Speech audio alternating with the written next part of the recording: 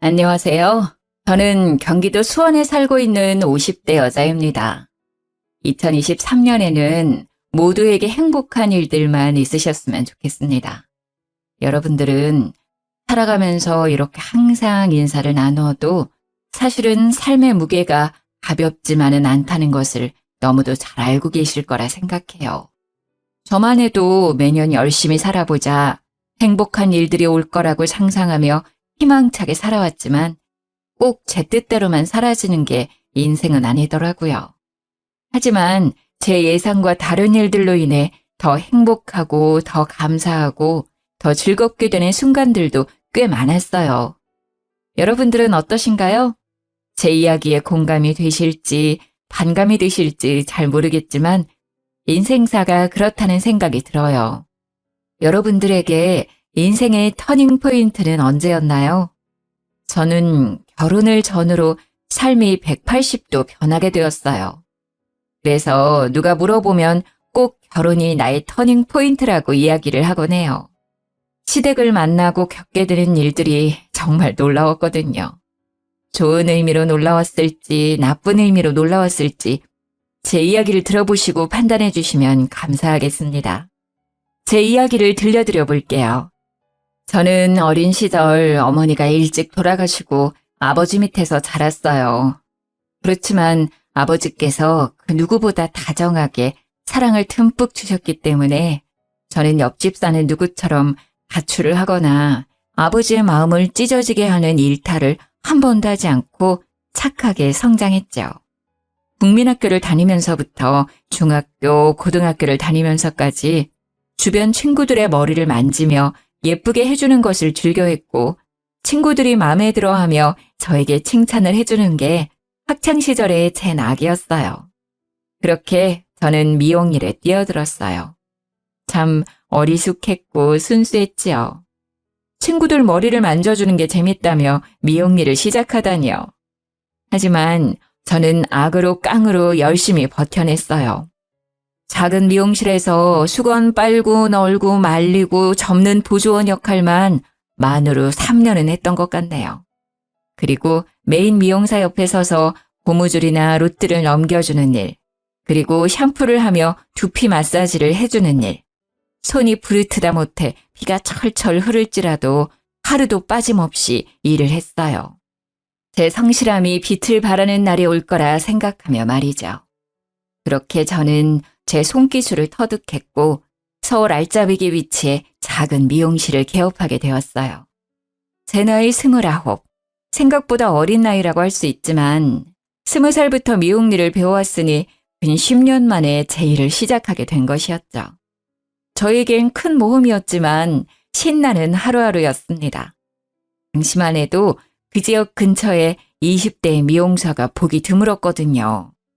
그 덕에 제가 어리지만 손도 빠르고 아주 싹싹하다는 좋은 소문이 돌았고 금세 단골 손님들이 생기기 시작했어요.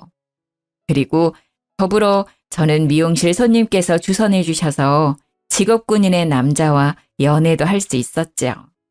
첫눈에 서로 호감이 갔고 서로 연락처를 교환하자며 다음 만남을 기약했지만 군인이었던 남편, 서울에서 멀리 출장을 떠났고 저희는 편지로 소통을 하게 되었어요.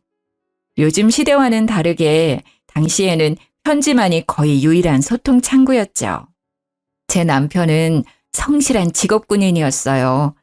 4년제 대학을 졸업하고 바로 취직하고 싶은데 하필이면 취직난이 있었던 해여서 바로 군입대를 지원했다고 해요. 본인과는 꽤 잘 맞았는지 말뚝을 받겠다고 마음을 먹었고요. 집에서도 일찌감치 독립을 하고 싶은 마음이 있었고 군대라는 일이 자신이 그려왔던 조건과 잘 맞았다고 하더라고요. 저희는 어려운 환경이었지만 편지로 소통을 하며 사랑을 키워갔어요. 몇 달에 한 번씩 얼굴을 보고 아쉬움을 뒤로한 채 5년여 기간의 연애를 끝마치고 마침내 결혼을 하게 되었죠. 하지만 제가 편부 가정에서 자라왔다는 사실이 제 발목을 잡았어요.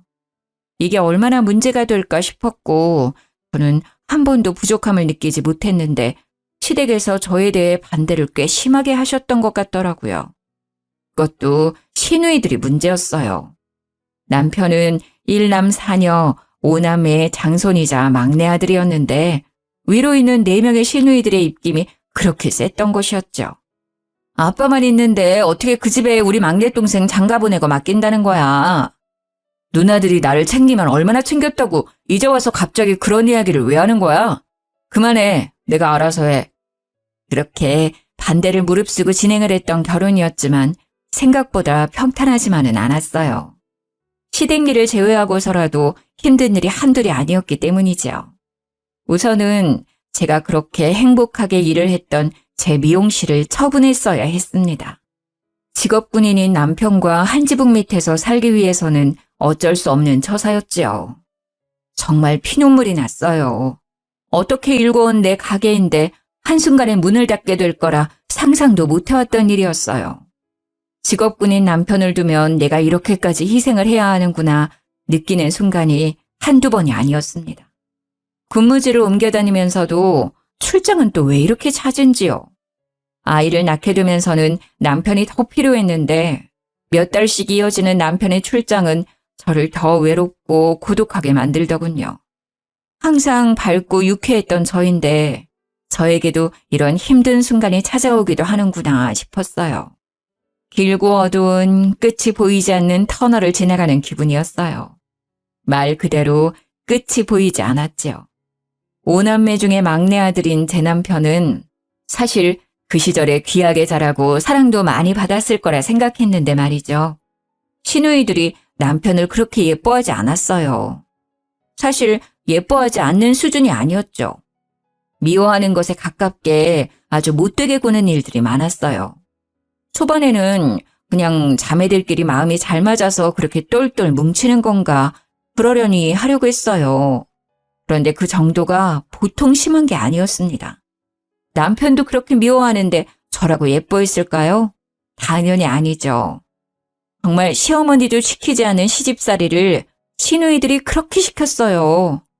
예를 들어 시누이들은 우리 가족을 무시하다시피 하는 일들을 아주 자연스럽게 했죠. 시댁 어르신 생신도 사실 뻔하게 아는데 저희 가족만 부르지 않고 자기들끼리 잔치를 벌이기도 했고요. 아이들을 결혼시킬 때에도 그렇게 어렵지도 않은 청첩장 한 장을 제대로 전해준 적이 없어요. 가족끼리 이럴 수 있나 싶을 정도로 저희 가족에게 가혹하게 대했어요. 저와 제 남편은 성인이니 그렇다고 쳐도 애들한테는 그러지 말아야 한다고 생각하는데 말이죠. 생일이라고 선물 한 번, 학교 들어간다고 용돈 한 번 제대로 받았던 기억이 없어요. 아이들한테는 넷이나 있는 고모들인데 예쁨 받기는커녕 무시당하는 모습이 마음 아팠죠. 곱씹을수록 서럽기만 해요. 왜 이렇게까지 심하게 구는지 감이 오지도 않고 잘 모르겠더라고요. 시댁에 다녀올 때면 항상 골똘히 생각을 했죠. 도대체 무엇이 문제일까요? 남편과 부부싸움도 잦았고요. 도대체 뭐가 문제야? 신우들 해도 너무하잖아. 진짜 창피해서 어디 말도 못하고. 당신한테 말하는데 그게 뭐 잘못이야? 어쨌든 내 누이들인데 그렇게 말 함부로 하면 내가 뭐가 되겠어? 내 체면은 생각 안 해? 아니, 체면이 밥 먹여 살려줘? 우리 가족 무시당한 건 당신 체면 아니야? 이미 체면은 다 날아간 지 오래구만. 왜 이제 와서 그런 이야기를 하냐고. 내 편 좀 들어주면 어디가 덧나? 당신 기분 나쁠 만한 상황이고 우리 무시당하고 살아온 게 한두 번이야? 그건 그거고. 우리가 뭔가 말한다고 달라질 사람들이 아닌데 왜 그래 새삼스럽게. 그냥 우리가 좀 참고 넘기자 좀. 일 키우지 말자고. 조용히 넘어가자. 답답한 노릇이죠. 조용히 넘어간다고 넘어가지는 일이 따로 있죠. 시누이들은 우리 가족들을 눈앞에 두고도 없는 사람 취급을 하는데 아이들은 커가고 가족 행사에 참여를 안 할 수도 없고 한다고 해도 이런 대우를 받는다는 건 저로서는 납득이 되지도 않았습니다. 그런데 남편은 제대로 제 편도 들어주지 않으니 속이 썩어 들어가는 것 같았어요. 너무 열받고 화나서 당시에 마음 좀 다스려 보겠다고 하지도 않던 요가원도 끊고 명상을 하기도 했었어요. 당연히 제 화병은 나아질 기미가 보이지 않았고 우라통은 터져갔어요. 그래도 버틸 수 있었던 힘은 시어머니 덕분이었어요. 시어머니께서 유달리 저와 저희 가족을 예뻐하셨기 때문이에요. 시누이들이 괴롭히고 난리를 쳤어도 시댁 식구들을 원망하더라도 시어머니를 보며 버틸 수 있었어요. 시댁 식구들 중에 어머니께서 아이들을 봐줬던 경우는 없었어요. 독립적으로 각자 빚지지 않고 살아야 좋은 거라며 신념처럼 아이들을 봐주시지 않으셨던 것 같아요. 그렇지만 저희 아이들의 경우 막둥이가 낳은 새끼들이라며 저희 부부가 가장 고생이 많다며 아이들을 봐주시기도 하고 여러모로 도움을 많이 주셨어요. 그러면서도 생색 한 번 내신 적 없으시고 기분 나쁘게 무시하셨던 경우도 없었어요. 항상 점잖고 상냥하게 저희 가족을 조용히 서포트해 주셨죠. 게다가 남편이 다른 지역으로 오랫동안 출장을 가게 될 경우에는 꼭 시어머니께서 집으로 오셔서 도와주셨어요. 집이라고 해도 남편이 군인이라 작은 관사였는데요. 작은 집이지만 열심히 살림살이 꾸려서 살아간다며 예뻐해 주셨어요. 결혼한 제 친구들 중에서 누구도 시어머니 좋다고 이야기했던 경우는 없었는데 제 경우가 특이하긴 하죠. 저는 시어머니가 불편하기보다 너무 감사하고 좋았어요. 특히 저의 경우에 어머니의 부재 속에 유년 시기를 겪어와서 그런 건지 시어머니가 도와주시고 챙겨주시는 것들이 하나하나 다 좋았고 감사하더라고요. 그리고 시어머니에 대해 한 가지 사실을 덧붙이자면 말씀을 하지 않으시는 분이었어요. 말씀을 못 하시는 분이 아니었는데 과거에 실어증에 걸리게 되어서 말씀을 안 하게 되셨다고 하더라고요. 그 정확한 사연은 제가 잘 알지 못했지만 항상 마음으로 따뜻하게 느껴지는 분이었기에 저는 시어머니를 누구보다 사랑했어요. 제 어머니라고 생각했어요. 그리고 시어머니도 저를 그렇게 예뻐해 주셨어요. 딸이 넷이나 되지만 막내 아들의 며느리로 들어온 저를 가장 예뻐해 주셨고요. 별건 아닐 수 있지만 집안일로 시부모님을 뵙게 되면 꼭 저희 아이들 용돈은 빼놓지 않고 챙겨주셨고 가족들은 별로 안 좋아하지만 제가 시어머니 표 만두를 참 좋아했는데 시어머니가 꼭 두세 달에 한 번씩 손만두를 빚어서 저희 집으로만 붙여주셨어요. 식당에 가게 되어도 꼭 저를 옆에 두시고 식사를 하셨는데 시누이들 눈에는 이런 모습들이 괜히 더 눈꼴 시리게 느껴졌던 것 같기도 해요. 그리고 시댁의 형편은 꽤 괜찮아서 금전적으로 부족하거나 쪼들리고 힘든 경우는 거의 없었는데요. 공무원 박봉이라며 저희 남편 군인 봉급 짜다고 꼭 생활비로 보태라고 시어머니께서 남편 몰래 용돈을 쥐어주시기도 하는 경우도 많았어요. 아유, 어머니, 이렇게 안 챙겨주셔도 괜찮아요. 매번 받기만 해서 어떻게 해요. 죄송해요. 이런 소통은 거의 손짓발짓으로 하는데 눈치가 빠른 저는 어머니의 이야기를 특히나 잘 알아차려서 좋아하셨어요. 그리고 시어머니는 제가 어머님 머리를 직접 해드리는 것을 좋아하셨어요. 염색을 하지 않으신 건강한 백발의 머리였는데 염색은 원치 않으셔서 주로 파마를 해드렸는데요. 꼬불꼬불하게 파마를 해드리는 것이 저의 역할이었어요. 파마가 잘 나오든 나오지 않든 항상 마음에 들어하시고 파마를 마치고 나서 세팅을 해드리면 꼭 머리를 연신 만지작 거리시면서 소녀처럼 거울을 자주 들여다보시곤 했어요. 고맙다는 마음은 저를 꼭 안아주는 포옹으로 표현하셨고요. 어머님, 제가 20살 때부터 계속 머리는 말아왔는데 어머님처럼 머리가 예쁘게 잘 어울리시는 분은 본 적이 없어요. 그리고 흰 백발의 머리가 어쩜 이렇게 잘 어울리실 수가 있어요? 정말 너무 고우셔요, 우리 엄마. 그런데 상상도 못했던 폭풍 같은 일이 저희 가족에게 일어나게 되었어요. 어느 날 갑자기 어떤 노년의 여자분이 저희 시댁으로 찾아왔던 것이 사건의 발단이었죠. 문 열어! 문 열라고! 여기 사람 있는 거 다 알고 찾아왔다 이 말이야! 열어서 노인네 다 죽는다! 지금 안 열면 나 진짜 쓰러진다! 사람 죽네 죽어! 죽기 전에 문 열어! 아니, 아침부터 이게 무슨 소란이냐? 어떤 놈이야, 이거? 아이고, 늙어서 모르시나? 기억을 못하는 척 하시는 건가? 나 아시잖소? 나예요. 나 꽃분이. 꽃분이 기억 못하시나? 본인을 꽃분이라고 소개하는 노인분이 시댁을 찾아왔다고 했어요. 그러고는 다짜고짜 내 아들 내놓으라고 고래고래 소리를 지르며 난리를 쳤다는 거예요. 정말 동네가 떠나가라 소리를 지르며 창피란 창피는 다 줬던 거죠. 시아버지가 상황 설명을 해주시는데 무슨 말도 안 되는 드라마인가 싶었어요. 버젓이 시어머니가 계시는 집에 들이닥쳐서 아들을 내놓아라? 집을 잘못 찾아온 게 아닐까 싶었는데 그건 제 생각이었고요. 사실 얽히고 설켜있는 사연이 있었더라고요. 본처였던 시어머니께서 아들을 낳지 못하고 딸을 넷이나 낳았는데 시댁 할머니와 할아버지의 고집이 더해진 의논 끝에 첩을 들여서 아들을 낳게 했던 상황이었더군요. 귀하게 어렵게 첩을 통해 얻은 아들 자식이 제 남편인 것이었더라고요. 서로 모르는 척 살 수 있게 하려고 돈을 꽤 많이 쥐어보냈는데 갑자기 그 돈이 떨어진 건지 노망이 난 건지 자기 아들을 되찾아오겠다며 시댁 어르신 댁에 들이닥쳤던 거였어요. 이 이야기는 시아버지를 통해 들었어요. 매사에 무관심하고 시니컬한 태도의 어르신이었는데 자신이 이 집 아들을 낳은 첩이라고 고성을 지르는 할머니가 찾아와서 아들을 내놓으라고 온 집안을 뒤집어 놓으니 무지막지하게 역정을 내시더라고요.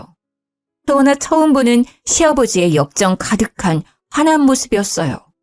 그때 그렇게 큰 돈 쥐어보냈는데 장가보내서 귀하게 살고 있는 내 새끼를 찾기는 왜 찾아? 뭐라고? 그 쥐 코딱지만큼 돈 좀 줬다고 생색내나 본데 그걸로는 안 되지. 내가 당신 새끼 낳아줬는데 그것밖에 못 준다니. 기가 차고 어이가 없어서 찾아왔다. 돈 내놔, 돈! 아니, 이 편네가 무식하게 왜 이러는 거야? 여기에 돈이라도 맡겨놨어? 그런 것도 아니면서 왜 이렇게 볼썽사납게 굴어? 미친 거야? 노망난 거야? 노인네가? 미쳤다고? 그래, 나 미쳤어. 그니까 미친 여자가 괜히 이러겠어? 뭐 때문에 미쳤는데? 돈이라도 내놓으라고! 시아버지께서 아무리 역정을 내고 다그치고 소리를 질러도 제대로 마음 먹고 돈 뜯어 내려온 할머니를 당할 수는 없더군요. 이렇게 찾아오는 거 주거 침입죄라고 경찰 부르겠다고 강하게 나가니 그제야 끼갱하고 우선 돌아가겠다고 하더라고요. 그렇게 사건은 일단락 되는 줄로 알았어요. 하지만 당장 일이야 이렇게 마무리된다 하더라도 저에게는 굉장히 혼란스럽게 느껴지더라고요.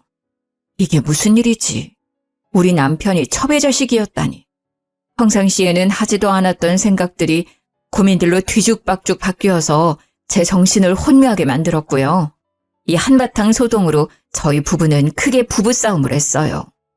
신혼 때야 서로 맞춰간다며 기싸움하고 투닥거렸지만 이번에는 차원이 달랐죠.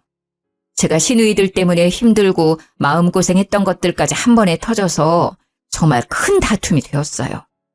나를 바보 취급하고 속이고 제대로 알려주는 것도 없는데 우리가 가족이야? 그렇다고 할 수 있겠어? 그게 또 무슨 소리야. 뭘 속여? 나도 모르는 사실이었어. 나라고 그런 이야기가 기쁘고 즐거웠겠어? 우리끼리 위로하고 다독여도 부족할 판에 왜 짜증이야? 당신이 모르고 있다는 게 말이나 되는 소리야? 그리고 신우들은 이 사실을 분명히 알고 있었을 거라고. 그니까 당신이나 나나 우리 자식들이나 모서리 취급해왔던 거 아니야. 투명인간 취급하고 무시하고 깔보고. 우리가 뭐가 못나고 뭘 잘못했다고 그런 대접을 받아야 하냐는 말이야. 안 그래? 이 집 구석 진짜 못 살겠어. 너무 힘들어. 저는 제 남편이 설마 이 사실을 모르고 있었을까 싶었어요.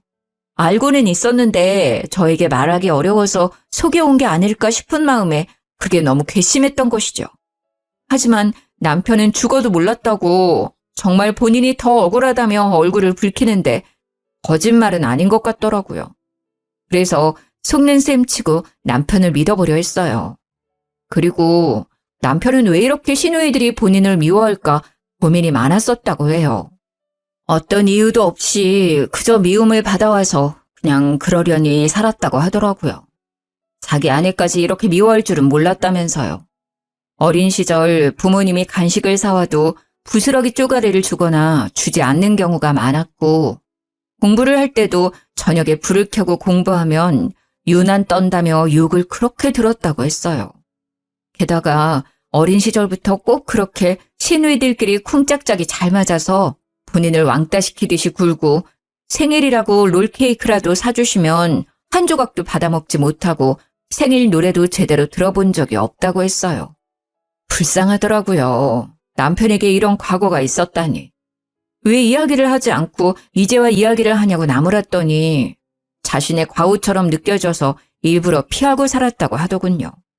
어린 시절의 상처, 어떻게 보면 평생의 상처로 남기도 하는데 어린아이에게는 감당하기 힘들었을 경험들이 제가 모든 상황을 다 알고 듣지는 않았지만 참 안쓰럽더라고요. 아버지께서는 친아들이라 예뻐해 주시는 것이 그렇다 쳐도 어머니는 어떻게 당신을 예뻐하실 수 있었던 거냐고 물어봤어요. 남편 자기도 모르겠다고 하더군요. 자신이 미움받은 것은 시누이들이 막내 동생 시기 질투하는 것으로만 생각해왔다고 하더라고요. 그런데 하필이면 저희 부부가 시댁에 인사드리러 간 날 또 남편의 모친이 문을 쾅쾅 두드리며 돈을 요구하러 온 거예요. 문 안 열어? 내가 오늘은 꼭 돈 받고 갈 거야. 이런 더러운 인간들 돈도 안 주고 돈 내놔 돈. 동네 사람들 이 집구석이 아주 콩가루 집구석이에요. 동네 사람들 이거 다 하셔야 하는데 이 집 막내 아들이 사실은 내 새끼예요.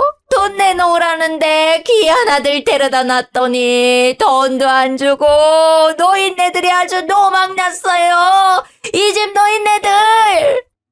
당혹스럽고 무서운 마음에 졸아서 아이들만 껴안고 있었네요. 시어머니를 바라보며 어떻게 하죠? 어떡하죠? 한숨 섞인 걱정만 이야기했어요. 제 모습을 보던 시어머니의 눈빛이 갑자기 바뀌었어요. 그러고는 현관문을 열고 노인분을 마주했죠. 실어증이 있으셨던 어머님이 무척이나 근엄하고 또랑또랑한 목소리로 호통을 치셨어요. 당신 새끼가 도대체 여기 어디 있다는 거예요? 그때 다 버린 자식 아니었어요? 같이 키우자고 손 내밀었을 때는 거들떠도 보지 않고 그렇게도 매정하게 떠나더니만 이제 와서 돈 떨어졌다고 자기 새끼 찾는 부모가 어디 자기 새끼 낳은 부모라고 할 수 있겠어요? 알고 보니 시어머니께서도 시어머니의 어머니, 즉 시할머니와 의논을 하고 합의하에 아들을 낳기 위해 첩을 들이셨던 상황이었는데 그 첩이라는 사람이 알고 보니 완전 망나니 같은 사람이었고 따로 집을 내어줄 테니 아들을 키우라고도 부탁을 했었는데 자기는 남정네들 없이는 못 산다며 아들만 키우고는 살 수 없다고 발목 잡히기 싫다며 돈을 받고 떠났던 상황이었어요. 저희 시어머니라고 아주 신나고 달갑게만 이 상황을 받아들이신 건 아니었죠. 아들이 없어서 받게 되는 끝이 나지 않는 구박과 시댁살이에 지쳐서 첩을 들이자는 것에 찬성을 했던 것이었죠. 그런 시어머니가 참 가엾게 느껴졌어요. 첩이라는 노년의 여자분과 실랑이를 했어요. 어떻게 말씀을 하셨어요? 어머니, 정말 너무 대단하세요. 전 무서워서 벌벌 떨기만 했잖아요. 너희들, 혹시 어떻게라도 별까 해서 그랬던 거지. 얘야, 나는 아직도 말을 하는 것이 서툴고 어렵구나. 어머니는 지금도 말이 잘 안 나오고 얼어붙고 설명하고 말을 하는 게 머리가 쭈뼛 서는 일이라고 하셨어요. 하지만 그 노인이 자식들을 해코지라도 할 수 있겠다는 생각에 강하게 말씀하셨다고 하더라고요. 사실 시어머니도 정말 무섭고 떨리는 상황이었을 텐데 실어증을 기적적으로 극복하시면서까지 저희를 보호해 주셨다는 게 정말 감동이었어요. 이후로 그 노인분은 찾아오지 않으셨어요. 아마 시아버지께서 따로 불러서 해결을 보신 것 같더라고요. 돈을 그렇게 많이 요구를 했다고 하더군요. 예전에는 조용히 뒤에서 돈을 받아갔던 상황이었는데 해도 너무하다 싶어서 아버님께서 그만하라고 말씀을 드렸다가 이 사달이 난 거였고요. 아들을 자기 자식처럼 생각을 했더라면 아들한테 미안해서라도 저렇게 행동은 못할 것 같은데 말이죠. 아들 자식을 볼 면목이 없지 않을까 했는데 정말 노인분은 돈만 챙겨서 조용히 사라지셨더라고요. 경제적인 어려움을 겪고 있는데 빠르게 나아질 것 같지 않은 모습에 조금 정말 불우이웃을 돕는다는 마음으로 도와드렸다고 전해 들었네요. 참, 저희 시부모님도 천사죠. 저라면 소송이라도 걸고 크게 혼내줄 것 같은데. 어쩌면 내 아들의 친모라는 타이틀이 마음에 걸려서 그렇게 모질게 굴지도 못했던 것 같아요. 하지만 중요한 건 제 남편 마음이 말이 아니었다는 점이었죠. 자신이 알고 보니 어머니의 아들이 아니라는 사실에 충격을 먹었어요. 그렇지만 남편을 위로해 준 사람은 다름 아닌 시모였어요. 실어증이 있으신 지 오래였지만 아들 내외를 위해 용기를 내어 말씀을 하셨고 그 이후로 꾸준한 연습 끝에 짧게 말씀이 가능해지셨어요. 그러고는 저희 아들 내외를 이전보다 더 챙겨주셨어요. 제 남편이 안쓰럽게 느껴졌던 것이겠죠. 내 아들이다. 네가 어떻게 생각하든 너는 내 아들이니 스스로 귀하게 생각해야 해. 이렇게 제 남편을 위로하는 말씀들을 참 많이도 해주셨어요. 남편은 오히려 묵묵하게 눈물을 훔치는 경우가 많았어요. 그렇게 예뻐해 주시고 위로까지 전해주시는 어머니가 세상에 어디 계실까요? 남편은 복도 많죠. 어머니께서 배 아파서 낳으신 딸들보다도 저희 남편을 예뻐해 주시고 챙겨주시니 말이에요. 시누이들이 이 상황을 곱게 보지 않았죠. 당연히 시누들은 득달같이 달겨들어서 그렇게도 알과알부 이야기를 많이도 했어요. 시누이들은 자기들이 비밀을 보장해서 그래도 그동안은 이 사실을 모르고 살지 않았냐며 우리 덕분에 좋았던 시절이 있었다고 이제 그 시절은 다 가서 어떻게 하겠냐고 비꼬는 이야기들만 계속했어요. 첩자식이 꾸린 가정인데 잘 지내봤자 얼마나 잘 지내겠냐며 모욕적인 언사는 기본이었어요. 시누이들이 어떻게 한 명도 빠짐없이 그렇게 못되게 굴 수 있을까요? 우리 사실 다 알고 있었는데 조용히 눈 감아온 거야. 알지? 그니까 우리 덕에 좋은 시절 지냈던 거지. 그 사실을 미리 알았어 봐라. 결혼이라도 제대로 할 수 있었겠냐?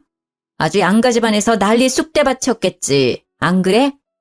그니까 말이야. 고마운 줄 알아야지. 아이고, 우리가 비밀을 지켜줬던 좋은 시절은 다 갔네. 어쩌냐? 이제 더 힘들어지겠네. 우리 집안 자식도 아니고 첩의 자식인데 일곱째. 그러고는 어머니 아버지께 해야 하는 도리도 제대로 하지 않고는 저희 가족에게만 몰아붙이듯이 굴었어요. 엄마네 집 가봤어? 세탁기 하나 새로 해드려야 하지 않겠어? 추석 선물 그게 뭐야? 우리는 그렇다 쳐도 우리 엄마 아들씩이나 되고 뭐 하나 제대로 된 거 사드린 적 있나? 생각 좀 해라. 너무하지 않냐? 엄마 아빠한테 맨날 받기만 하는 것도 부끄러운 줄 알아야지. 저는 그저 시누이들 앞에서는 주눅 들고 작아질 수밖에 없었어요. 어머님께서 저희 가족을 아무리 예뻐하신다고 해도 제 남편의 출신이 달라지는 것도 아니고 저희가 그게 흠이라고 생각하지 않고 시부모님도 괜찮다고 해도 시누이들이 그렇게 저희를 못 잡아먹어서 안달이니까 말이죠. 그 후로 몇 년간 어머니의 위로와 시누이의 구박 아래 저희는 온갖 스트레스에 시달리며 살아갔어요. 하지만 저희 식구들의 근간을 흔들 만한 큰일이 벌어졌습니다. 아버님께서 쓰러지신 거예요. 첩이라고 하는 노인분께서 나타나시고 아버님께서는 급성 고혈압으로 몇 번을 응급실을 다녀오시곤 했어요. 혈압이 너무 높은데 연세도 있으시다 보니 항상 조심해야 한다는 의사의 조언을 새기며 살아오셨죠. 하지만 흘러가는 세월에 나빠지는 건강, 어찌할 수 없었나 봐요. 아버님께서 병상에 누워 계시는 상황이 발생하자 다들 피하기 바빴어요. 그렇게 엄마 아빠 하면서 애교를 떨어대던 시누이들은 시치미를 떼고 갑자기 각자 자기 일들이 더 바빠졌다고 핑계를 댔죠. 아, 내가 갑자기 일이 늘었네. 일을 어쩌나? 집이랑 일하는 데까지 거리가 좀 먼데. 아이고, 일을 어째. 나는 저번에 났던 교통사고 후유증 때문에 아직 물리치료를 받아야 해서. 미안해서 어째? 아버지는 누가 간호하나? 간병인 말고도 가족들이 왔다 갔다 하긴 해야 할 텐데. 그래서 저와 제 남편이 돌아가며 아버님 병간호를 시작했습니다. 당연히 시아버지 병수발을 도와주시는 전문 병간호인도 계셨지만 말이죠. 가족이 곁에서 말을 걸어주고 깨끗이 씻겨주고 먹여주고 입혀주는 정성은 환자를 호전시키는데 큰 도움이 될 거라 생각하는 저와 제 남편이 발을 벗고 나서서 책임지고 아버님을 모셨죠. 어머님께서도 항상 저희 곁에 함께 해주셨지요. 따지고 보면 아버님 곁을 떠나지 않으셨던 것이겠지만요. 어머님은 아버님이 언젠가는 이러실 거라 예상해왔다고 덤덤히 아버님의 기저귀를 갈아드리곤 했어요. 우리 아저씨도 내가 아프면 내 똥기저귀도 갈아주고 먹여주고 입혀주고 다 했을 거야. 그래서 나도 이렇게 할 수 있는 거지. 내가 먼저 아팠으면 우리 남편이 나를 내가 남편 챙기듯 챙겼을 거야. 너희들 너무 애쓰지 마. 내가 챙기는 게 맞단다. 어머니 당신께서도 몸이 건강하지 않으셨지만 아버님 병간호에는 누구보다 열심히셨어요.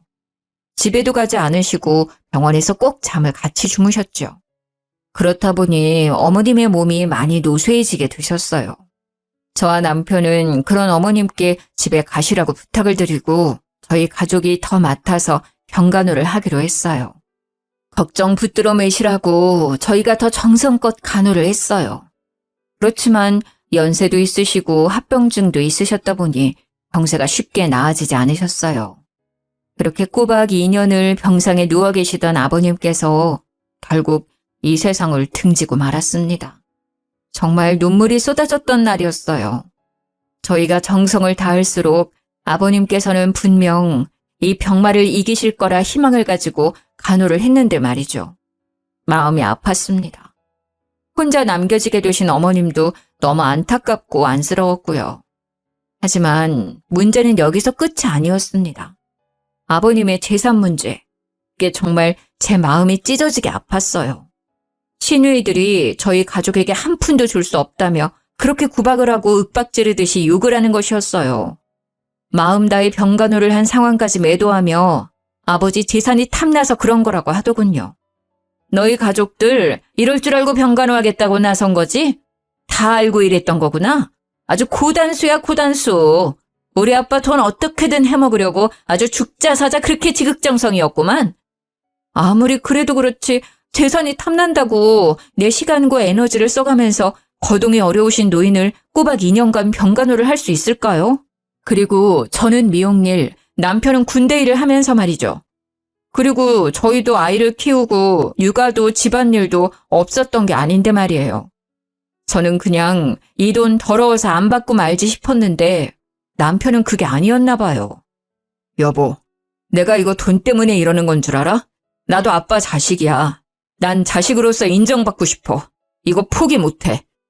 아버지의 돈이 탐난다는 것보다 아버지께 진짜 자식으로서 인정받는 길이라는 생각이 들었나 봐요. 항상 누이들의 기세에 죽어서 살아왔던 남편이 웬일인지 지지 않고 받아치며 본인이 받을 수 있는 유산에 대해 주장을 했어요. 누이들 알겠는데 나도 아버지 자식이야. 그거 분명하다고. 그래, 다들 잘나신 거 알겠는데 아버지 아프셨을 때 누가 아버지 병수발했어? 제대로 와서 아버지 화장실 가시는 거라도 도와준 적 있어? 휠체어라도 끌어서 외출 도와드린 적 있냐는 이 말이야. 아무것도 안 한 누이들이랑 곁에서 임종까지 시키면서 눈물로 병간호한 나랑 누가 더 자식 노릇했다고 생각해? 아니 머리에 피도 안 마른 놈이 어디서 대들긴 대들어. 너희 줄 돈 없어. 여기 사인해. 사인해야 깔끔해지는 거야. 이렇게까지 말 안 하려 했는데 첩의 자식이라 상종 안 하려다 그래도 동생 대접 좀 해줬더니 기어오르네. 우리 아버지는 우리 위에 자산을 남기신 거지 첩의 자식까지 챙기시려고 자산 남기신 건 아니라고 본다. 너도 동의하지 않니? 아니, 난 동의 못해요. 절대 사인 못해. 아니면 소송 가요. 나 어쨌든 어떻게 봐도 아버지 아들로 호적상은 다 등록되어 있어. 뭐가 문제인지 나는 모르겠어. 내가 사실 더 받으면 더 받아야지. 시누이들 입김에 구박에 못 살겠는데 살아온 인생은 어떻고, 불쌍한 우리 아버지 병간호 아무도 안 해주는데 나랑 내 와이프가 한 거는 누가 생각해주나? 나 포기 못해. 안 해. 그러니 돌아가요. 그렇게 제 남편은 강하게 자신의 자식으로서의 역할과 도리를 들어 자식으로 인정받기 위해 갖은 노력을 했어요. 시누이들은 끝까지 상속 포기각서를 들이밀며 사인하라고 깡패라도 불러야겠냐며 난리를 피워댔고요.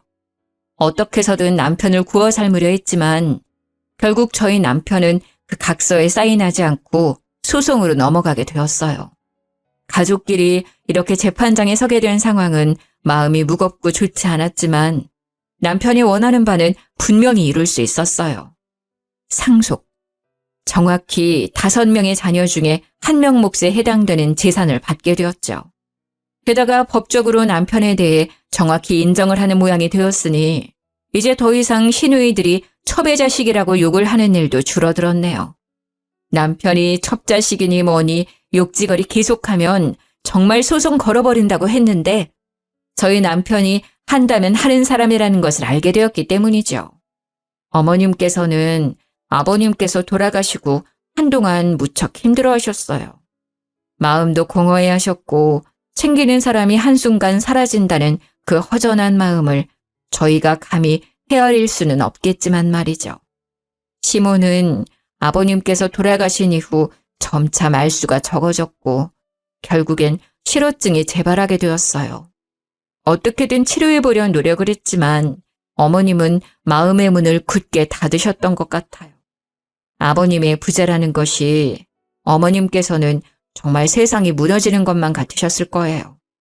하지만 저희 가족과 어머님의 사이는 돈독해졌어요. 말씀을 하지 않으시는 어머님이라고 해도 사랑하는 제 어머니는 맞기 때문이죠. 항상 어머니같이 살갑게 안아주시고 반겨주시고 저희 애들도 아껴주시는 유일한 혈육, 어머님이시니까요. 제가 뒤돌아서 생각해봐도 어머니 마음이 참 이해가 되더라고요.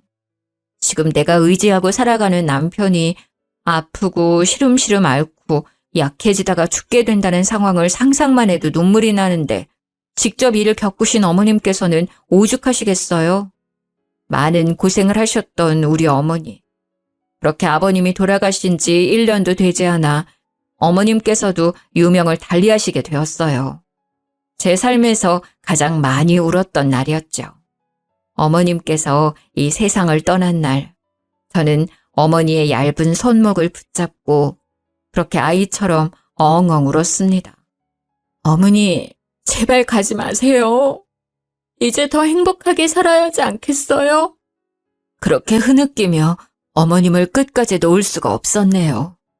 신우들도 어머님, 아버님 두 분이 이렇게 허망하게 돌아가시니 머리를 어디 한 대 맞은 것처럼 조금은 달라지긴 하더라고요.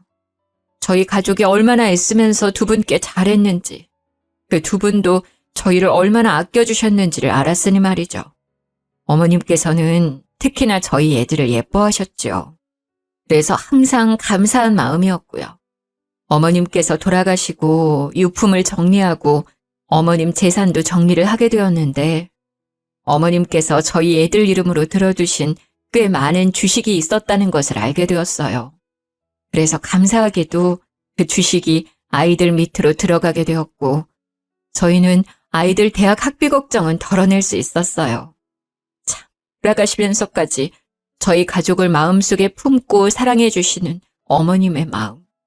정말 눈물이 앞을 가리더라고요. 제가 이런 사랑을 여태 받아본 적이 없어서 그런지 어머님이 더 그립고 애틋했어요. 사연을 들려드리는 지금도 어머님이 보고 싶네요. 제 이야기를 들으신 여러분의 마음은 어떠신가요? 이야기를 들려드린 저의 마음은 홀가분합니다. 제 삶에 나름의 고난과 역경을 정직한 방법으로 이겨냈다는 생각이 들어서 제 스스로 대견하고 뿌듯하기도 해요. 어려운 환경에서 자라나서 제 아이들에게는 꼭 좋은 환경 속에서 자랄 수 있게 하겠다는 다짐이 있었는데요. 돌아가신 시부모님 덕분에 감사하게도 넉넉한 형편 속에서 교육받고 뛰어놀며 씩씩하게 자랄 수 있었어요. 저희 아이들에게도 꼭 할머니, 할아버지에 대한 감사함을 잃지 않게 하려고 자주 이야기를 하곤 해요. 각자의 어려움이 다를 거라 생각해요. 아무리 제가 어려웠다고 해도 누군가는 저보다 더 어렵고 고통스러운 환경 속에서 저보다 더 멋지게 극복을 해내시기도 하겠죠. 그렇기에 저희 모두가 참 다르면서도 닮아 있다는 생각이 들어요.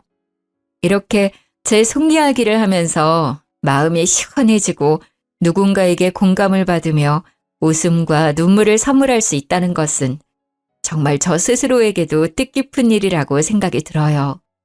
먼저 하늘나라에 가신 아버님, 어머님 덕분에 이렇게 잘 지낼 수 있게 되어서 감사하고 눈물이 나요. 아직도 기일이 되면 마음이 뭉클해지며 눈물이 나더라고요.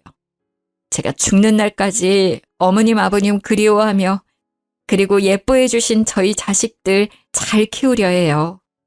모두들 제 이야기 들어주셔서 감사합니다. 항상 행복하세요.